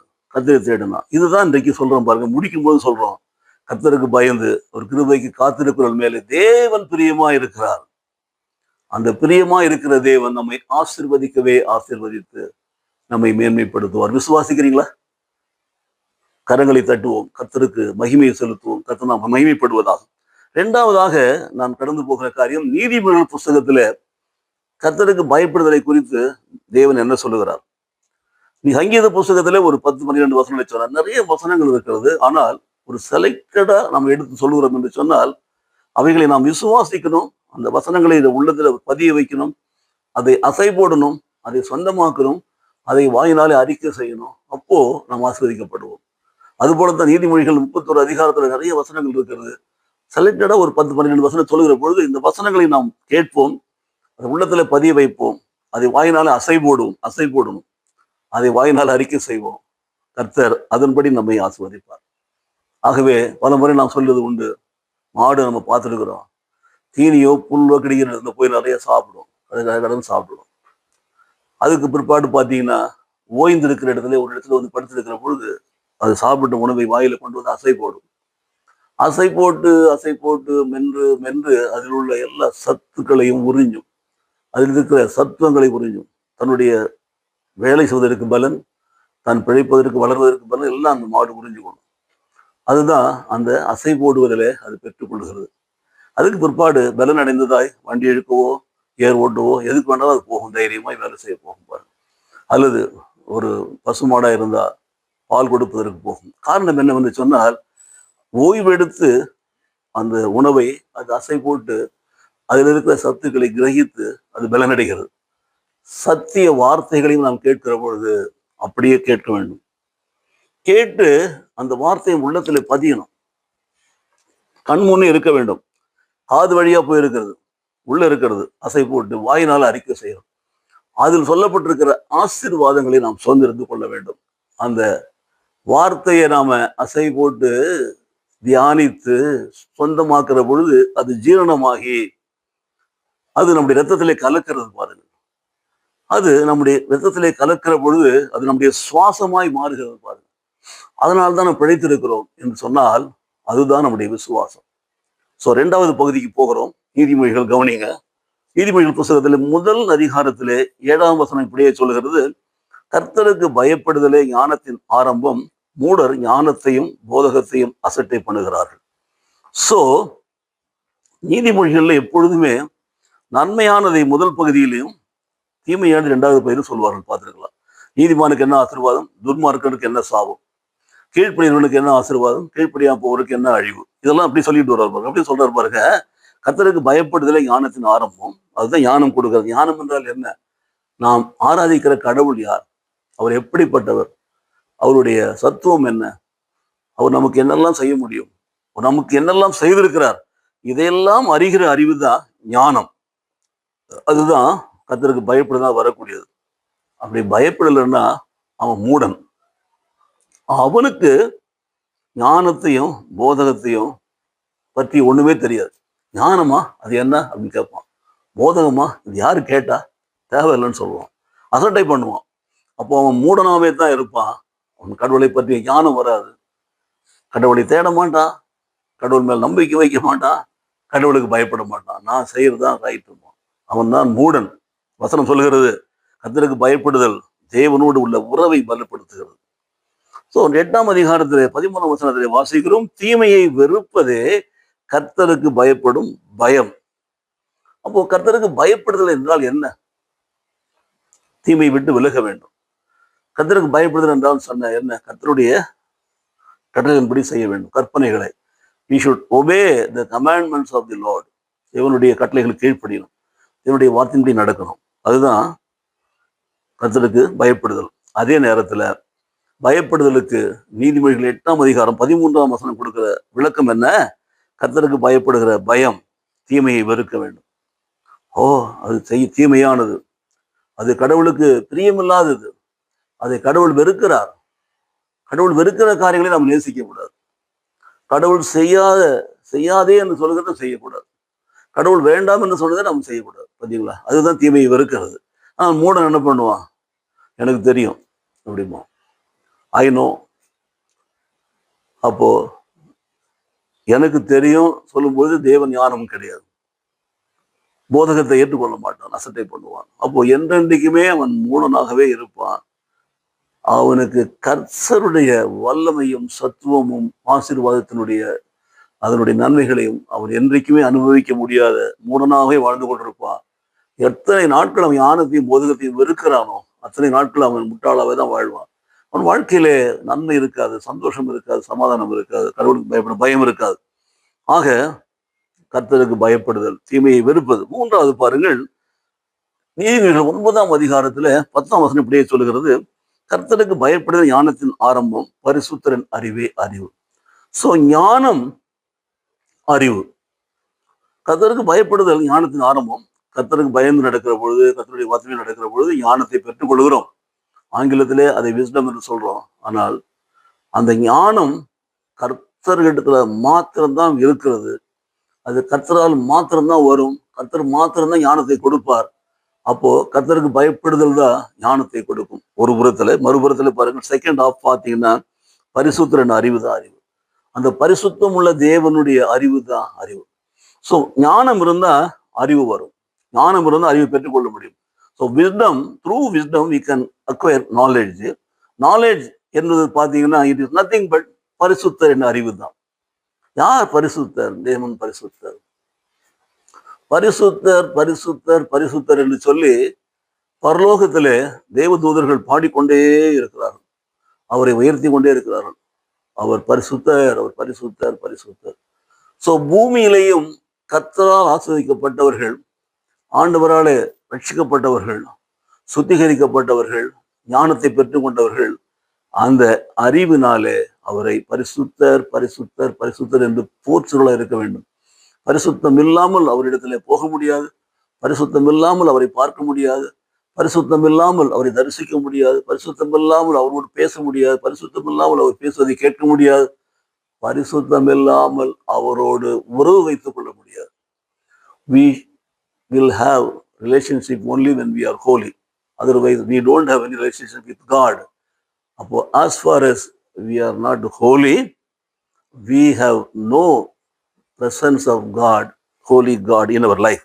ஆகவே பரிசுத்தருடைய அறிவு தான் அறிவு என்று சொன்னால் வேற அறிவெல்லாம் அறிவு கிடையாது. அப்போ நிறைய பேர் இன்றைக்கு என்ன பண்ணுவாங்க, உலக பிரகாரமான காரியங்களை வைத்துக்கொண்டு, அந்த அறிவை வைத்துக்கொண்டு கடவுளை அளப்பதற்கு முயற்சி செய்வார்கள். கடவுளுடைய வல்லமையை அளக்க வேண்டும் என்று பார்ப்பார்கள். They will try to measure the power of God. Cannot be done. ஏனென்றால் நீ பயன்படுத்துகிற அறிவு பரிசுத்தரின் அறிவே கிடையாது. அது பரிசுத்தருடைய அறிவா இருந்தா நல்லா யோசிச்சு பாருங்க, காட் கிவன் நாலேஜா, காட் கிவன் விஸ்டமா, அப்போ you will succeed in all for your walk. உன்னுடைய எல்லா காரியங்களிலும் நீ ஆசீர்வதிக்கப்படுவாய். இல்லை என்று சொன்னால் அது அறிவே கிடையாது. ஸோ அறிவில்லாத ஒன்றை பிடித்து கொண்டு அதுதான் அறிவு என்று சொல்வோம் என்று சொன்னால், யானையை பார்த்த கூடனை போலதான் நான் வாழ்ந்து கொண்டிருக்க வேண்டும். நம்முடைய விசுவாசமே கர்த்தருக்கு முன்பாக ஒரு சவாலாக இருக்கு. நாம் யாரை விசுவாசிக்க வேண்டும் என்பதை விசுவாசிக்காமல் உலக பிரகாரமான அறிவை பெற்றவர்களாய், உலக பொருட்கள் மேல் பற்றுள்ளவர்களாய் வாழ்கிற பொழுது தேவனுடைய ஞானம் நமக்குள்ளே வராமல் போகிறது. தேவன் ஞானம் தான் நமக்கு மிக முக்கியம். அந்த ஞானம் இருந்தா என்னென்னலாம் வரும் பாருங்க. ஒன்று, கர்த்தருக்கு பயப்படுதல் ஆயுசு நாட்களை பெருக பண்ணுவோம். நீதிமொழிகள் 10ஆம் அதிகாரத்துல 27ஆம் வசனம், கர்த்தருக்கு பயப்படுதல் ஆயுசு நாட்களை பெருக பண்ணும். ஸோ கடவுளுக்கு பயந்து நீங்க நடந்தீங்கன்னா கர்த்தர்களுடைய ஆயுசின் வருஷங்களை கூட கொடுப்பார். He will increase your lifetime. உங்களுடைய ஆயுசு நாட்களை பெருக பண்ணுவார். கர்த்தருக்கு பயந்து நடந்தா, ஏன் கர்த்தருக்கு பயந்து நடந்தா பரிசுத்தமா இருப்பீங்க. கர்த்தருக்கு பயந்து நடந்தா, ஐயோ அது பாவம், செய்யக்கூடாது, அது இன்னொருவருடைய பொருள் எடுக்கக்கூடாது, இது இன்னொருவருடைய பேரை கெடுக்கக்கூடாது, அவங்க சொத்தை பறிக்க கூடாது. இன்னைக்கு உலகத்துல நடக்கிற காரியம்லாம் தடி எடுத்தவங்க நடல்காரன் ஆயிடுறாங்க. அடுத்தவங்கள அடுத்தவங்கள என்ன செய்யறது, ஈனப்படுத்தி அசிங்கப்படுத்தி அவமானப்படுத்தி அவருடைய சொத்துக்களையும் சுகத்தையும் நற்பெயரையும் பறித்து இன்றைக்கு இவர்கள் மேன்மை அடைவதை பார்க்கிறோம். பைபிள் போதிக்கிறது வேற. துன்மார்க்கருடைய வருஷங்களோ குறுகி போகும். இந்த மாதிரி ஆட்கள்லாம் நீங்க பாத்தீங்கன்னா காணாம போயிடுவாங்க சீக்கிரமா. ஆயுஷ் நாட்கள் குறுகி போயிடும். இருந்தாரு, ஆனா இப்ப இல்லை. இது பரிசுத்தவான்களுக்கு அப்படி கிடையாது. கர்த்தருக்கு பயப்படுற பிள்ளைகளுக்கு அவர்களுடைய ஆயுஷ் நாட்களை கர்த்தர் தன்னுடைய உள்ளங்கைகளை பொதித்து வைத்திருக்கிறார் பாருங்க. கர்த்தருக்கு பயப்படுதல் ஆயுஷ் நாட்களை பெருக பண்ணுகிறது. கர்த்தருக்கு பயப்படாதவன், துன்மார்க்கமாய் வாழ்கிறவன், அவனுடைய வருஷங்கள் எல்லாம் குறுகி போகிறது, ஆயுசு குறுகி போகிறது. கர்த்தருக்கு பயந்து நடந்தா, பரிசுத்தமாய் வாழ்ந்தா, உண்மை உள்ளவனாய் இருந்தா, கீழ்ப்படியில் உள்ளவனாய் இருந்தா, கர்த்தருடைய ஞானத்தில் நடந்தா ஆயுஷ் நாட்களை பெருக பண்ணுகிறார். நீங்கள் நீண்ட நாட்கள் வாழ வேண்டுமா? இந்த பூமியிலே உங்களுடைய வாழ்நாள் முழுவதும் சுகமா இருக்க வேண்டுமா? ஆரோக்கியமா இருக்க வேண்டுமா? கர்த்தருக்கு பயந்திருங்கள். அதுதான் பைபிள் சொல்லுகிறது. அவருக்கு பயந்தவர்களுக்கு குறைவில்லை. பார்த்தீங்களா? சங்கீதம் 34:9 பின்பகுதி, அவருக்கு பயந்தவர்களுக்கு குறைவில்லை, ஆனால் துன்மார்க்கருடைய வருஷங்களோ குறுகி போகும் என்பதை நாம் புரிந்து கொள்ள வேண்டும். நீதிமொழிகள் 10ஆம் அதிகாரத்தில் 27ஆம் வசனத்திலிருந்து நாம் வாசிக்கிறோம். தொடர்ந்து வாசிக்கிற பொழுது பிரியமானவர்களே, 14ஆம் அதிகாரத்துல நாம் 6ஆம் வசனத்தில் இப்படியே வாசிக்கிறோம். ஞானம் உள்ளவன் பயந்து தீமைக்கு விலகுகிறான், மதியினனோ மூர்க்கம் கொண்டு துணிகரமாய் இருக்கிறான். துணிகரமாய் தீமை செய்கிறான் பாருங்க. ஸோ ஞானம் உள்ளவன் வேர்சஸ் மதியினன், ஞானம் உள்ளவன் வேர்சஸ் மூடர். பார்த்தீங்களா? ஞானம் உள்ளவன் பயந்து தீமைக்கு விலகி இருக்கிறான். கடவுளை பற்றிய அறிவுடையவன், கடவுளுடைய பரிசுத்தத்தை தன் வாழ்க்கையிலே கடைபிடிக்கிறவன், அவன் ஞானம் உள்ளவன். அவன் தீமைக்கு விலகுகிறான். கடவுளுக்கு பயந்து தீமைக்கு விலகுகிறான், தீமையை விட்டு விலகுகிறான் பாருங்க. அப்போ மதியன் என்ன பண்றா? மூர்க்கம் கொண்டு வெறி பிடித்தவனாக துணிகரமாய் அந்த தீமையை செய்கிறான், அந்த தீமையிலே வாழ்கிறான். நான் அப்படித்தான் இருப்பேன் என்று சொல்லி சில பேருடைய சாட்சியை நீங்க கேட்கிற பொழுது அப்படித்தான் இருக்கும் பாருங்க. இந்த துன்மார்க்கமாய் வாழ்கிறவர்கள் ரொம்ப அசட்டு தைரியமாய் பேசுவார்கள். நல்லா கவனிச்சு பார்த்தீங்கன்னா, துன்மார்க்கமாய் வாழ்கிறவர்களுக்கு எங்கிருந்தா அந்த திமிர்வாட்டம் வரும்னு தெரியாது. திமிர் என்று சொல்லலாம், சொல்ல போறான். அதுதான் பிசாசு கொடுக்கிறது பாருங்க. துன்மார்க்கத்திலே வாழ்கிறவர்கள், தொடர்ந்து துன்மார்க்கமாய் வாழ்கிறவர்கள் மதியினர்களாய் இருப்பார்கள், மூர்க்கம் கொண்டிருப்பார்கள், துணிகரமான பாவங்களை செய்வார்கள், துணிகரமான பாவங்கள் செய்வார்கள். அப்போ மூடன் சொல்றான் கடவுள் இல்லவே இல்லைங்கிறான். கடவுளுக்கு பயந்தவனா இருந்தா அவன் தீமை விட்டு விலகுவான். கடவுளுக்கு பயந்தவனா இருந்தா அவன் பரிசுத்தமா இருப்பான். கடவுளுக்கு பயந்தவனா இருந்தா அவன் கர்த்தரை நம்புகிறவனா இருப்பான். கடவுளுக்கு பயப்படுவனா இருந்தா கர்த்தரை தேடுவான். கடவுளுக்கு பயப்படாதவன் பாவிகள் அல்ல, துன்மார்க்கரோடு உறவு வைத்துக் கொள்வான், பாவிகளுடைய சபையில உட்கார்ந்திருப்பான். அதாவது சங்கீதம், முதல் சங்கீதத்திலே அது மிக தெளிவாக சொல்லப்பட்டது. யார் கூட இருக்கணும், யார் கூட இருக்கக்கூடாது சொல்லிட்டு. நம்முடைய வாழ்க்கையில சங்கீத புஸ்தகத்திலே முதலாவது அதிகாரத்திற்கு முதலாவது வாசித்தாலே தெரியும் பாருங்க. இன்றைக்கு எத்தனை பேர் அந்த சங்கீத புஸ்தகத்துல முதலாவது அதிகாரத்தில் முதலாவது வசனத்தை வாசித்து அதுபடி செய்கிறார்கள் பார்த்தீங்களா? சோ மதியினனும் மூர்க்கம் கொண்டு துணிகரமா இருக்கிறான். பார்த்தீங்களா? துணிகரமா இருப்பான், தைரியமா செய்வான். என்ன யாரும் ஒன்றும் பண்ண முடியாது, எனக்கு எல்லாம் தெரியும், நான் அப்படித்தான் இருப்பேன். மதியினன், மூர்க்கம் கொண்டவன், துணிகரமா செய்கிறவன். ஆனால் பைபிள் சொல்லுகிறது, ஞானம் உள்ளவன் பயந்து தீமைக்கு விலகுகிறான். அதை தீமை என்று தெரிந்த பிற்பாடு கூட அந்த தீமையிலே அவன் இருந்தான் என்று சொன்னால் அவன் அந்த தீமையினாலே அழிந்து போவான். அவ்வளவுதான். அந்த தீமை அவனுக்கு ஆயுஷ் நாட்களை குறைக்கும், அவனுக்கு வாழ்க்கையில உபத்திரவத்தை அதிகரிக்கும், அவன் சடிதியிலே மடிந்து போவான். அவ்வளவுதான். ஆகவே மிக ஞானமாக நாம் நடக்கிறோம் என்பதற்கு முதலாவது காரியம் பயந்து நடக்கிறோம் என்பதற்கு தீமையை விட்டு விலக வேண்டும். நீதிமொழிகள் 14ஆம் அதிகாரத்துல 26ஆம் வசனத்துல நாம் இப்படியே வாசிக்கிறோம். கர்த்தருக்கு பயப்படுகிறவனுக்கு திட நம்பிக்கை உண்டு, அவன் பிள்ளைகளுக்கும் அடைக்கலம் கிடைக்கும். பாத்தீங்களா? கர்த்தருக்கு பயப்படுகிறவனுக்கு என்ன உண்டு? திட நம்பிக்கை உண்டு. நம்பிக்கை, திட நம்பிக்கை. சோ வெறும் நான் நம்புறேன் அது மாதிரி கிடையாது. ஒரு உறுதியான ஒரு நம்பிக்கை. அசைக்க முடியாத ஒரு நம்பிக்கை, அசைக்கப்படாத ஒரு நம்பிக்கை. அப்போ அந்த நம்பிக்கை தான் நான் முதல்ல வாசிச்சு காமிச்சேன். கர்த்தர் நல்லவர் என்று ருசித்து பாருங்கள், அவர் மேல் நம்பிக்கையா இருக்கிற மனுஷன் பாக்கியவான் என்று சொன்னேன். கவனிச்சிங்களா? அப்போ வசனம் அப்படிதான் சொல்லுகிறது. சங்கீதம் 34ல கர்த்தர் நல்லவர் என்று ருசித்து பாருங்கள், அவர் மேல் நம்பிக்கையா இருக்க மனுஷன் பாக்கியவான். அந்த நம்பிக்கை தாங்க திட நம்பிக்கை. அவன் ஒவ்வொரு நாளும் கர்த்தர் எவ்வளவு நல்லவர் என்று சுத்தி பார்த்து கொண்டே இருப்பான். He will taste and see the Lord is always good. God is good all the times என்று சொல்வார்கள் பாருங்க. அப்படிதான். He is good all the times. எல்லா நேரங்களிலும் கர்த்தர் நல்லவராக தான் இருக்கிறார். எப்பொழுதும் நல்லவர் தான். ஆதியில நல்லவர், இப்போது நல்லவர், எப்போது நல்லவர், கடைசி மட்டும் நல்லவர், நேற்றும் இன்றும் நல்லவர், நல்லவர் நல்லவர். ஆனால் துன்மார்க்கர்களுக்கு அப்படி இருக்கிறது இல்லை, பாத்தீங்களா? அப்போ கர்த்தருக்கு பயந்து நடக்கிறவர்களை, பரிசுத்தத்தை காத்துக் கொள்வர்களை, கர்த்தருக்கு நம்புகிறவர்களை என்ன ஆகணும்னா திட நம்பிக்கையோடு இருப்பார்கள். ரெண்டும் சேர்ந்து வந்துருச்சு இந்த வசனத்துல. பயப்படுறான், கர்த்தருக்கு பயப்படுறியா, திட நம்பிக்கையில இருப்ப. கர்த்தருக்கு பயப்படா, திட நம்பிக்கையில இருப்ப. அப்போ ரெண்டும் இருந்துச்சுன்னா கர்த்தரை தேடுகிறவரா இருப்பீங்க. அந்த 3 இருந்துச்சுன்னா உங்கள் வாழ்க்கையில உங்கள் பிள்ளைகளுக்கு அடைக்கலம் கிடைக்கும். பார்த்தீங்களா? உங்கள் பிள்ளைகளையும் கர்த்தர் ஆசீர்வதிப்பார். இத பிள்ளைகளை குறித்து வேதத்திலே மிக தெளிவாக சொல்லப்பட்டிருக்காது. உன் பிள்ளைகள் எல்லாம் கர்த்தரால் போஷிக்கப்பட்டிருப்பார்கள், உன் பிள்ளைகளுடைய சமாதானம் பெரிதாக இருக்கும் என்றெல்லாம் எழுதப்பட்டிருக்கிறது பாருங்கள். ஆகவே பிள்ளைகளையும் பிள்ளைகளின் பிள்ளைகளையும் ஆசீர்வதிக்கிற தேவன், அவர்களுக்கு உண்டான சமாதானத்தையும் கொடுக்கிற தேவன், அந்த காரியத்தை அந்த காட்சியை காணும்படி பெற்றோர்களுக்கு ஆயுஷ்நாள்கள் பெருகு பண்ணுகிற தேவன். அதுதான் திட நம்பிக்கை. அது பிள்ளைகளுக்கும் அடைக்கலம் கொடுக்கும் என்று சொல்லி வேதம் தெளிவாய் சொல்லுகிறது பாருங்க. நீதிமொழிகள் 15ஆம் அதிகாரத்துல 33ஆம் வசனம் வாசிக்கிறோம். கர்த்தருக்கு பயப்படுதல் ஞானத்தை போதிக்கும் என்று சொல்லப்பட்டிருக்கிறது. கர்த்தருக்கு பயப்படுதல் ஞானத்தையே போதிக்கும். It will teach them, it will give them wisdom, more and more wisdom. கர்த்தருக்கு பயந்து நடக்கிற பொழுது, வேதத்தை வாசிக்கிற பொழுது, தியானிக்கிற பொழுது ஞானம் பெருகி கொண்டே இருக்கிறது.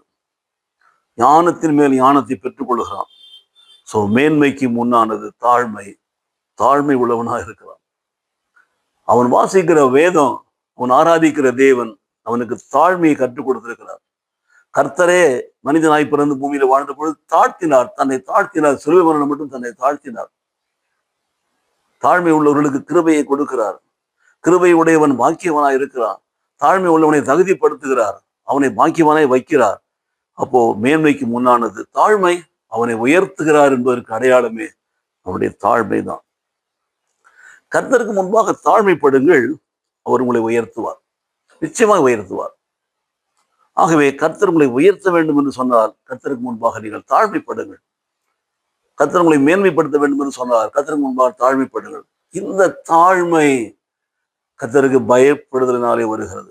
இந்த தாழ்மை கர்த்தரை நம்புவதனாலே வருகிறது. இந்த தாழ்மை கர்த்தரை தேடுவதனாலே வருகிறது. நாம் தேடுகிறோமா? நம்புகிறோமா? பயந்து நடக்கிறோமா?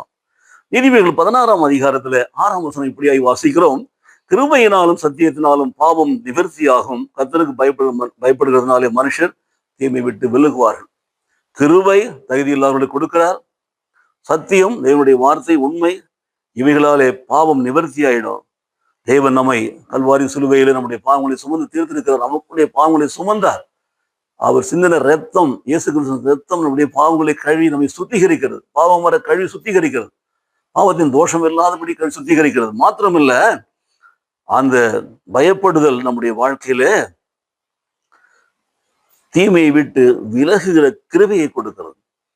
சோ கிருபை பாவம் நிவர்த்தியாகிறது, சத்தியம் பாவம் நிவர்த்தியாகிறது. கர்த்தருக்கு பயப்படுதல், பாவத்தை விட்டு விலகுகிறோம், தீமையை விட்டு விலகுகிறோம். கர்த்தர் நமக்கு ஆயுசு நாட்களை பெருக பண்ணுகிறார். இந்த பூமியில நம்மை ஆசீர்வதிக்கப்பட்ட பிள்ளைகளாக வைக்கிறார். பரிசுத்தவான்களாக, பாக்கியவான்களாக நம்மை நடத்துகிறார் என்று நாம் புரிந்து கொள்ள வேண்டும்.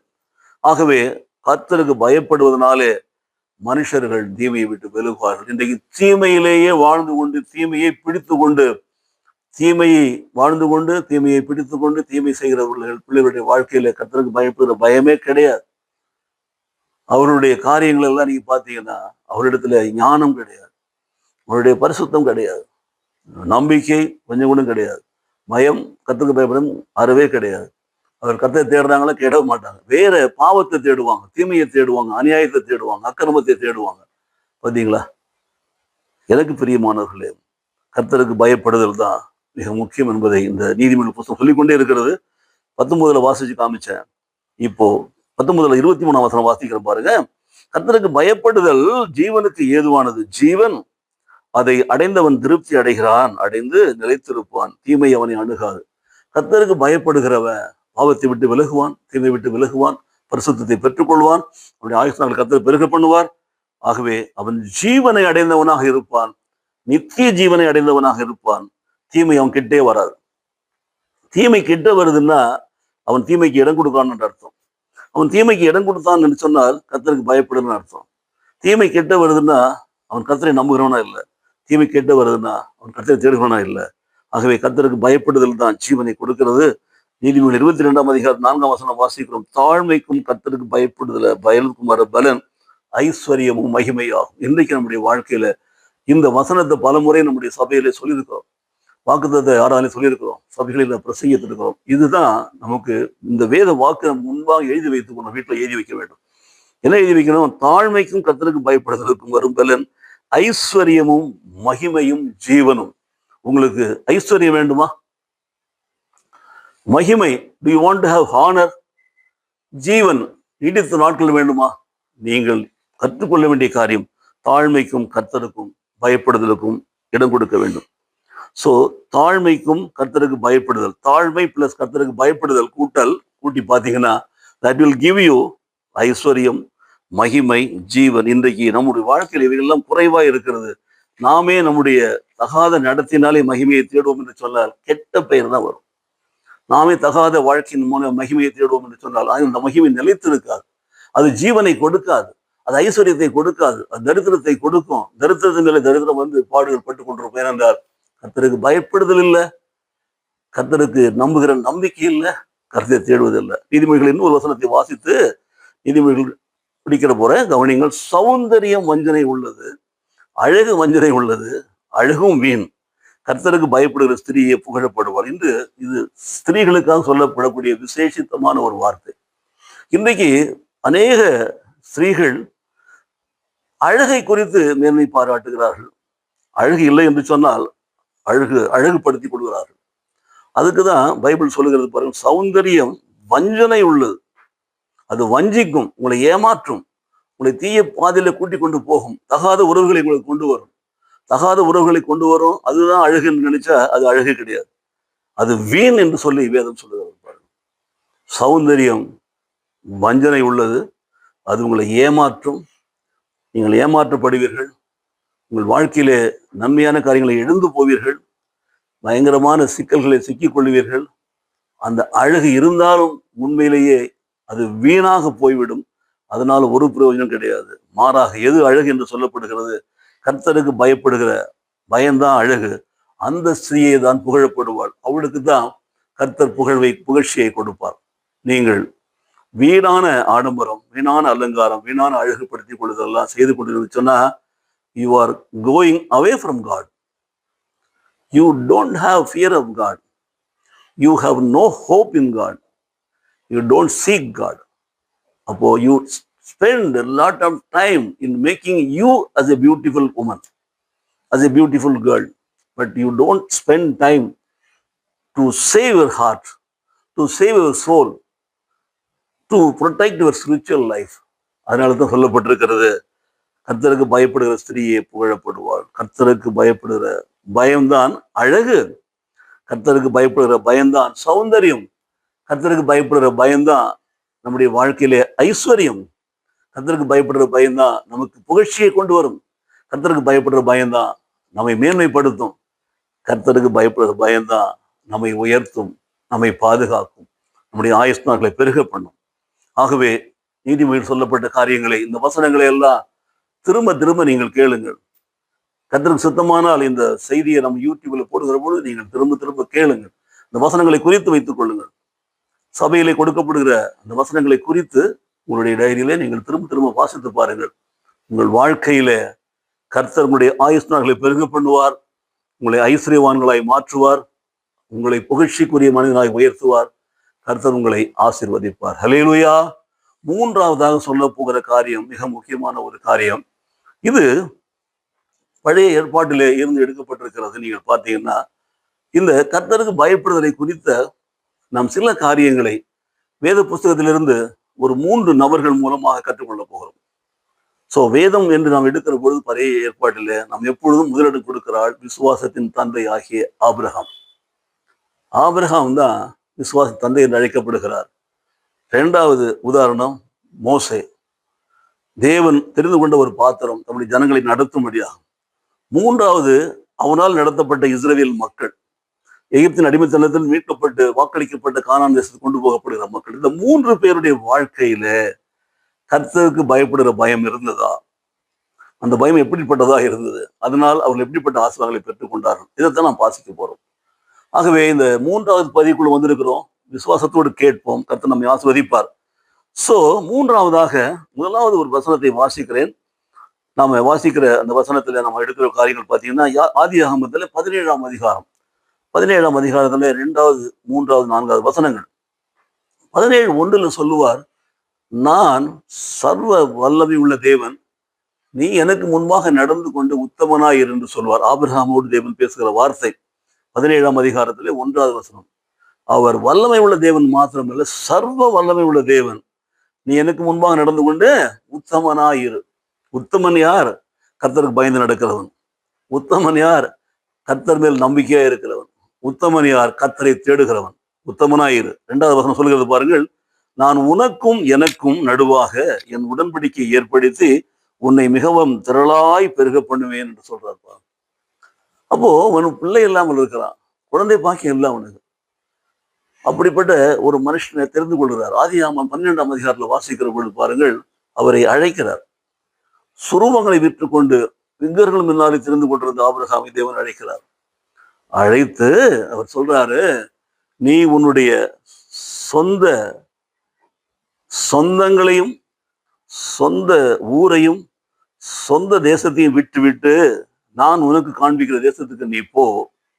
நான் உன்னை பெரிய ஜாதியாக்கி உன்னை ஆசீர்வதிப்பேன். நீ ஆசீர்வாதமாய் இருப்பாய். யாரெல்லாம் உன்னை ஆசீர்வதிக்கிறார்களோ அவரை நான் ஆசீர்வதிப்பேன். நீ யாரையெல்லாம் ஆசீர்வதிக்கிறோ அவரை ஆசீர்வதிப்பேன்னு சொல்றாரு பாருங்க. அவர்கள் ஆசீர்வதிக்கப்பட்டிருப்பார்கள். அப்போ அந்த ஆபிரகாம் அப்படிப்பட்ட ஒரு மனுஷனா இருக்கிறான். 15ஆம் வசனத்துல அவனோடு உடன்படிக்கை பண்றாரு. அவரை வாக்களிக்கப்பட்ட தேசத்துக்கு கொண்டு போவேன்னு சொல்றாரு பாருங்க. ஆனாலும் உங்களுடைய ஜனங்கள் எல்லாம் எகிப்தில் அடிமைகளாய் 40 வருடம் 400 வருஷம் ஒப்பு கொடுக்கப்படுவார் சொல்றாரு பாருங்க. அப்போ 15ஆம் அதிகாரத்துல மீண்டும் உடன்படிக்கை பண்ணுகிற பொழுது அவனுக்கு வாக்கு கொடுக்கிறார். இந்த 17 கொடுக்குற வார்த்தை பார்த்தீங்கன்னா, உனக்கும் எனக்கும் நடுவாக என் உடன்படிக்கை ஏற்படுத்தி உன்னை மிகவும் திறனாய் பிறக பண்ணுவேன் என்று சொல்றாரு. ஏனென்றால் அவன் பிள்ளை இல்லாதவனாய் இருக்கிறான் பாருங்க. அவன் பிள்ளை இல்லாதவனாய் இருக்கிறபடினாலே அந்த வாக்கு தத்தத்தை கொடுக்கிறார். உன்னை திரளாய் பிறக பண்ண. வெளியில வா, வந்து பாரு, வானத்து நட்சத்திரம் எல்லாம் பாரு. உன்னால் எண்ணி பார்க்க முடியுமா? கடலுக்கு வா, கடல் ஓரமா வா, மணலை பார், மணலை எண்ண முடியுமா? அப்படி உன்னுடைய தனங்களை பெருக பண்ணுன்னு சொல்றாரு பாருங்க. ஒரு பிள்ளை இல்லாத மனுஷன் கொடுக்குற வாக்கு தத்தம் அதுதான். உன்னை திரளாய் பிறக பண்ணுன்னு சொல்றாரு. சரி, அப்பொழுது ஆபிரகாம் என்ன பண்றான்? முகம் குப்புற விழுந்து வணங்கினான். தேவன் அவரோடு கூட பேசுகிறார்.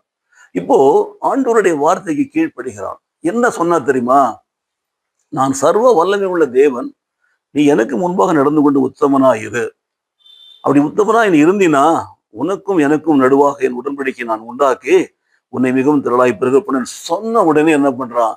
அப்படியே அவன் முகம் குப்புற விழுந்து என்று சொன்னா சாஷ்டாங்கமாய் விழுந்து தேவனை வணங்கினான். சோ கர்த்தருக்கு பயப்படுதல் ஆபிரகாம் வாழ்க்கையில இப்படியாய் வெளிப்பட்டது பாருங்க. ஆபிரகாம் ஓகே சரி, அப்படின்னா சரி நான் பாக்குறேன். நம்ம ஆளுகள் தான் சொன்னீங்கன்னா, சத்தியம் சொன்னீங்கன்னா நான் பாக்குறோமா, இவரு கடவுள் மாதிரி நம்ம வந்து அவருக்கு சத்தியம் பார்க்கலாம், பார்ப்போம். இங்க பாருங்க, முகம் குப்புற விழுந்து வணங்கினான். தேவன் அவரோடு கூட பேசுகிறார். என்ன சொல்றாரு தெரியுமா? இனி உன் பெயர் ஆபிராம் அல்ல என்னப்படாமல் நான் உன்னை திரளான ஜாதிகளுக்கு தகப்பனாக ஏற்படுத்தினபடினால் உன் பெயர் ஆபிரகாம் எனப்படும் என்று சொல்கிறார். தேவன் ஒருவனை ஆசீர்வதிக்கிற விதத்தை பாருங்கள். ஆபிராம் என்று அழைக்கப்பட்ட மனிதனை அழைத்து நான் உன்னை திரளாய் பெருக பண்ணுவேன்னு சொல்றாரு. அவன் வார்த்தையில் அந்த கேட்கிற பொழுதே அவனுக்கு மிகுந்த மகிழ்ச்சி பாருங்க. பிள்ளையெல்லாம் இருக்கிற ஒருத்தவனுக்கு 75 வயசு ஆயிடுச்சு, பிள்ளையெல்லாம் இருக்கிற ஒருத்தவனை கூப்பிட்டு அவனுக்கு எப்படிப்பட்டதான அந்த வாக்கை கொடுக்கிற பொழுது பாருங்க, அவன் எவ்வளவு பயபக்தியோட அப்படியே கீழே விழுந்து அவரை வணங்குறான். இதுதான் விசுவாசத்தின் தந்தை என்று அழைப்பதற்கு அவனுக்கு கொடுக்கப்பட்டிருக்கிற காரியம். அதோடு மாத்திரமல்ல, இனி நீ ஆபிராமே இல்ல, நீ ஆபிரகாம் என்று சொல்லுகிறார். நான் உன்னை திரளான ஜாதிகளுக்கு தகப்பனாக ஏற்படுத்துவேன் என்று சொல்றார். உன் பேர் ஆபிரகாம் எனப்படும் என்று சொல்லி. So the reaction shown by Abraham is nothing but he fell on his knee and he worshipped the Lord. அவர் என்ன சொன்னாரோ அது கீழ்ப்படுகிறார். அதுதாங்க உண்மையான கர்த்தருக்கு பயப்படுதல், பயம். இரண்டாவதாகும் யாத்திராகம புத்தகத்துல 3ஆம் அதிகாரத்துல 5-6 வசனங்களை வாசிக்கிறோம். மோசேயினுடைய வாழ்க்கையில அப்பொழுது அவர், இங்கே கிட்டி சேராயாக உன் காலில் இருக்கிற பாதரட்சியை கழற்றி போடு என்று சொல்றார். நீ நிற்கிற பூமி பரிசுத்த பூமி என்கிறார். ஆபிரகாம் ஆடு மாடுகளை மேய்த்து கொண்டிருக்கிறார், தன்னுடைய மாமனாருடைய ஆடு மாடுகள் எல்லாம். திடீரென்ற ஒரு பசுமையா இருக்கிற ஒரு செடி, ஒரு முட்செடி அப்படியே பற்றி எரிகிறது. பகல்ல வெயில் நேரத்துல பற்றி எரிகிறது. பார்த்தா பச்சை பசையில் இருக்கிற செடி பற்றி எரிகிறது. ஓடி போறான். கிட்ட வராத, இது பரிசுத்தமான பூமி, அங்கே இரு என்று சொல்றார். நீ நிற்கிற இடம் பரிசுத்த பூமி என்கிறார். பின்னும் அவர், நான் ஆபிரகாமின் தேவனும் ஈசாக்கின் தேவனும் யாக்கோபின் தேவனும் ஆகிய உன் பிதாக்களுடைய தேவனாக இருக்கிறேன் என்றார். மோசே தேவனை நோக்கி பார்க்க பயந்ததினாலே தன் முகத்தை மூடிக்கொண்டான். பாருங்க, அதான் கீழ்ப்படிதல், பயம். பார்த்தா பற்றி எரிகிறது. எரியுது, என்ன பச்சை செடி எரியுதுன்னு சொல்லிட்டு பார்க்க கிட்ட போனா கிட்ட வராத, சத்தம் கேட்கிறது. தேவன் பேசுகிறார். அங்கேயே நில், நீ நிற்கிற பூமி பரிசுத்த பூமி, உன் பாதரட்சிகளை கழற்றி போடுகிறார். ஏனென்றால் நான் ஆபிரகாமின் தேவனும் ஈசாக்கின் தேவனும் யாக்கோபின் தேவனுமா இருக்கிற முற்பிதாக்களுடைய தேவன் என்று சொல்கிறார். மோசே அப்படியே நிற்கிறான். நின்றுட்டு என்ன பண்றான், அந்த பிரகாசத்தை பார்த்துட்டு தேவனுடைய சத்தத்தை கேட்டான். தேவனை பார்க்க பயந்துட்டான். உடனே தன்னுடைய முகத்தை மூடிக்கொண்டான். கர்த்தருக்கு பயப்படுகிற பயம், முகத்தை மூடிக்கொண்டான் என்று போடப்பட்டிருக்கிறது. இன்றைக்கு நாம முகத்தை மூட வேண்டிய இடத்துல, முக்காடு போட வேண்டிய இடத்துல நாம் போடுகிறோமா? அந்த பயம் நமக்கு இருக்கிறதா? கர்த்தருக்கு பயப்படுற பயத்தை மோசே எப்படி வெளிப்படுத்துறான்னு பாருங்க. அதுதான் 2வது உதாரணம் சொன்ன உங்களுக்கு. 3வது உதாரணம் சொல்றேன் பாருங்க. யாத்திராகமத்துல இஸ்ரவேல் மக்களோடு தேவன் பேசுகிறார். 19ஆம் அதிகாரத்தை எடுத்து வாசிச்சீங்கன்னா அங்க பார்க்கலாம்.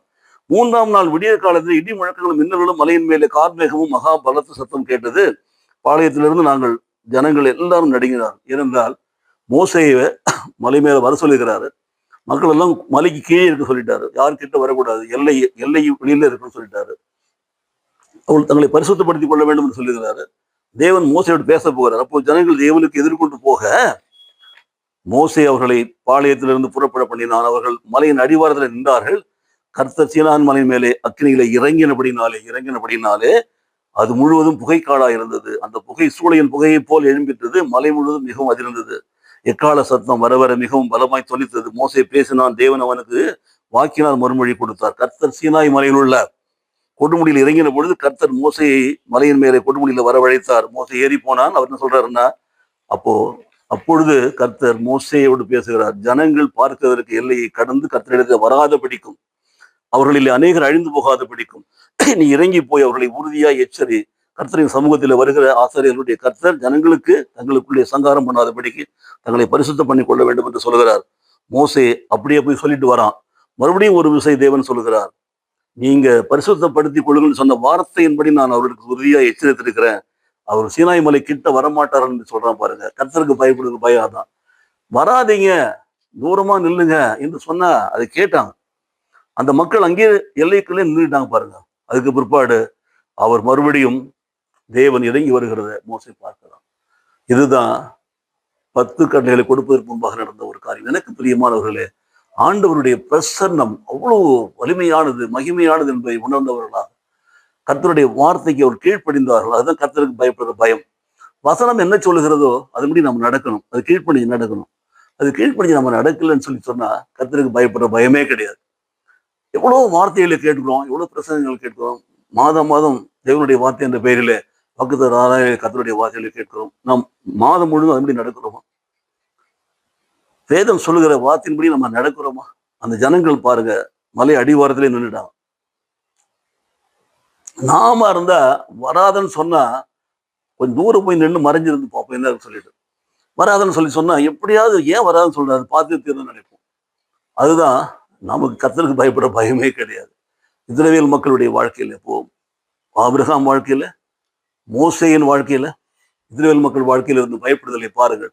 உங்களுக்கு இப்படிப்பட்டதான பயம் இருக்கிறதா?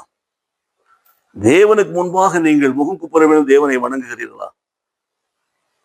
தேவனுடைய பிரசன்னத்தில நிற்கக்கூடாதபடிக்கு நீங்கள் இருக்கிற பொழுது மோசே தன்னுடைய முகத்தை மூடிக்கொண்டானே, அதே மாதிரி நீங்கள் மூடிக்கொள்கிறீர்களா? மோசை கூட்டி கொண்டு போன பிற்பாடு அவர்கள் மலை அடிவாரத்திலே இருந்தார்களே, எல்லையை தாண்டாமல். அப்படி நாம் இருக்கிறோமா? கர்த்தருடைய வார்த்தைக்கு கீழ்ப்படுகிறோமா? யோசித்து பாருங்கள். மீண்டும் நினைப்பூட்டுகிறேன், கர்த்தருடைய பரிசுத்தவான்களே, அவருக்கு பயந்திருங்கள்.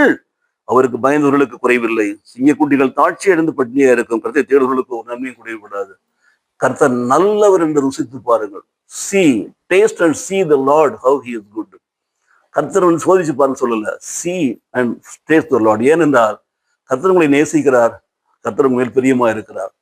ஆகவே நீங்கள் அவருடைய சத்தத்துக்கு கீழ்ப்படிய வேண்டும், அவருடைய வார்த்தையின்படி நடக்க வேண்டும் என்பது அவருடைய பிரியம். ஆகவே நீங்கள் அவருக்கு பயந்தவர்களா இருந்தா உங்கள் வாழ்க்கையில குறையில்லை. அவர்கள் நம்பிக்கையா இருந்தா நீங்கள் பாக்கியவான்கள். அவரை தேடுகிற பிள்ளைகளா இருந்தா ஒரு நன்மை குறைவுபடாமல் இருப்பீர்கள். கர்த்தரை நோக்கி நாம் பார்ப்போம், கண்களை மூடுவோம், ஜெபிப்போம். நல்ல தகப்பனே, இந்த நாளிலே கூட ஆண்டவரே, இந்த மாதத்தில் முதல் நாளிலே கர்த்தர் எங்களுக்கு கொடுத்த நல்ல ஆலோசனைகளுக்கு நன்றி செலுத்துகிறோம் சுவாமி. என்றென்றைக்கும் ஆண்டவரே, நாங்கள் ஆண்டவரே கர்த்தரை நம்புகிறவர்களா, கர்த்தருக்கு பயந்து நடக்கிறவர்களா, கர்த்தரை தேடுவர்களாக எங்களை ஒப்புக் கொடுக்கிறோம் சுவாமி. அந்த நம்பிக்கையும் அந்த பயமும் அந்த தேடுதலும் எங்கள் வாழ்க்கையில ஆண்டவரே நாங்கள் விரும்புகிற ஆசீர்வாதங்களை கொண்டு வரும்படியாய் கடைசி மட்டும் பரிசுத்த நிலைத்திருந்து ராஜா, ஒவ்வொரு நாளும் நீர் எங்களை கர்த்தருடைய பரிசுத்தவான்களின் அழைக்கும் தகுதியை பெற்றுக் கொள்ளும்படி எங்களை தாழ்த்தி ஒப்புக் கொடுத்து ஜெபிக்கிறோம். அப்படிப்பட்ட பயத்தையும் அப்படிப்பட்ட தேடுதலையும் நம்பிக்கை எங்களுக்கு தந்து எங்களை ஆசீர்வதியும். இந்த செய்தியை பார்த்து கொண்டும் கேட்டுக்கொண்டிருக்கிற அனைவருடைய வாழ்க்கையில கூட கர்த்தருக்கு பயப்படுவதை கற்றுத்தாரும், கர்த்தர் மேல் நம்பிக்கை வைப்பதை சொல்லிக் கொடும். கர்த்தரை தேடுகிற பிள்ளைகளாய் நீர் மாற்றும். ஒவ்வொருவரையும் கர்த்தர் ஆசீர்வதிப்பீராக. இந்த செய்தியை பார்க்கிறவர்களையும் கேட்கிற நாங்கள் ஆசீர்வதித்து நாங்கள் ஜெபிக்கிறோம். இயேசு கிறிஸ்து நாமத்திலே பிதாவே. ஆமென், ஆமென்.